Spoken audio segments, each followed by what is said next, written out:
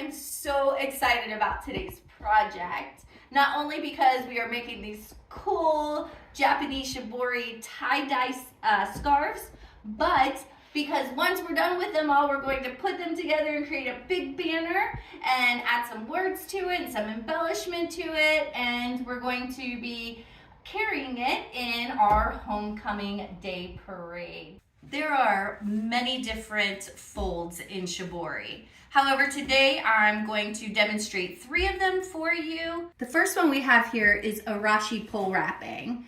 And in Japanese, arashi actually means storm. So you get this kind of a pattern that looks like a storm. For that one, we're going to be using a pole, some cotton warp, and rubber bands. The next 2 that I'm going to demonstrate are both accordion folds. They're just done a little bit differently. The first accordion fold here is done using only rubber bands, and the second accordion fold over here is done using rubber bands and wood blocks. So the first one I have here is the arashi pole wrapping. What we're going to do is we're going to take our PVC pipe and we're going to place it on top of our cotton fabric, and then we're just going to roll it up, and we want to try to make sure that it stays tightly wound and that it stays nice and flat. We want to try to keep it from the edges also. So we're going to keep that, we're going to wrap that all the way up. And then we're going to use small rubber bands to bind in several places. So I'm going to use 5 of them. The next thing that we're going to do is we're actually going to bunch this all up.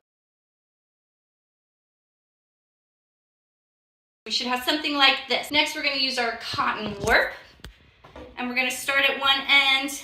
The easiest way that I have found to do this is just to start with tie the end, put just a little knot in there, and then you can tie this however you want to tie this around your fabric.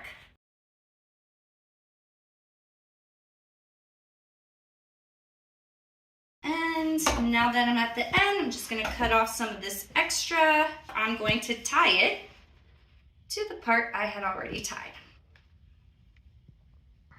All right, so our arashi pole wrap is ready to go. On to the next one. The second one we're going to do is one of our accordion folds, and this is the accordion fold using just the rubber bands. We're just going to fold the fabric back and forth.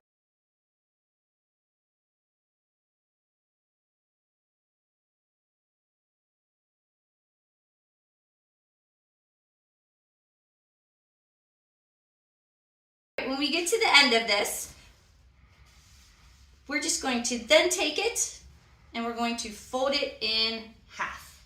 So now we have a piece that looks like this. From here, we're going to use our rubber bands. I'm going to start with the end that has the loose ends, and I'm just going to wrap my rubber band around it several times for it to look something like this. Then I'm going to continue doing that, and I can put as many rubber bands on here as I want.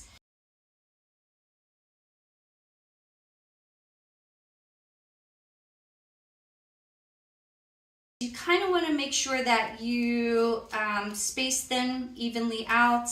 This is really about making it look aesthetically pleasing.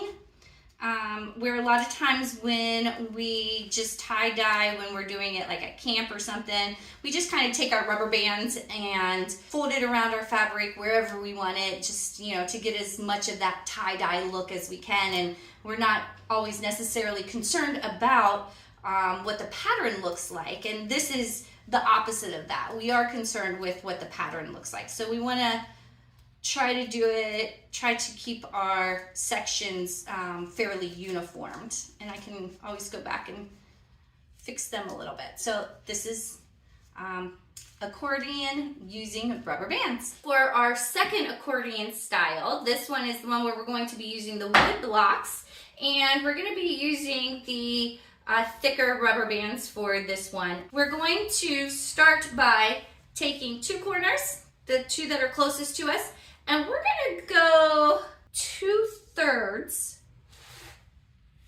of fold. Then we're going to, holding on to that, flip it over, and we're going to grab the two corners that are closest to us, and we're going to fold them. I'm going to do that one more time. I'm going to grab the corners that are closest to me. I'm going to go about 2/3. I'm going to flip it over. I'm going to grab the corners closest to me and go 2/3 again. So we're going to just fold it over. You're going to end up with something much smaller than what you had for the first accordion fold. Now we're going to take our wood blocks and we're going to set our fabric in the middle of those two wood blocks, and we're going to use the larger rubber bands to hold those blocks together.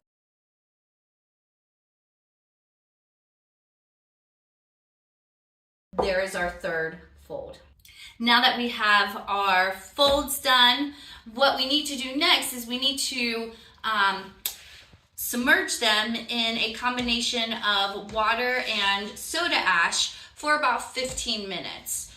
And so we're going to make sure that we put on our safety gear, our gloves and our masks. We're going to use a ½ gallon of hot water and a 1/4 cup of soda ash. Then we just want to stir this up.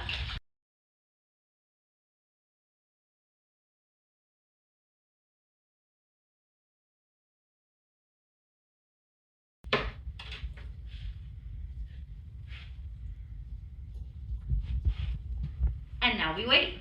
Fabric has sat for 15 minutes and I've just kind of squeezed it to get all the extra water out of it. We want it wet, but we don't want it like dripping. There's actually two ways to do the tie-dyeing part of it. There is an immersion process where you create a dye bath and you put your fabrics into the dye bath. The second way is to mix up our dye in bottles. We are going to use our tub. We're going to use a baking rack. We're using a fiber reactive dye. We need some plastic bags to put our dyed pieces into. Start pouring it onto the fabric. I can do something as little as just putting a few stripes down it, but the more white that shows, obviously the more white there's going to be. So I'm going to go ahead and add more. Also, you want to remember that there's a lot of fabric folded up inside of here. So we want to make sure we put enough dye on it that it gets down into all of those layers of the fabric. I'm also putting it on this rack so that this isn't sitting in the dye as it drips into the tub. Put it in a bag and let it sit.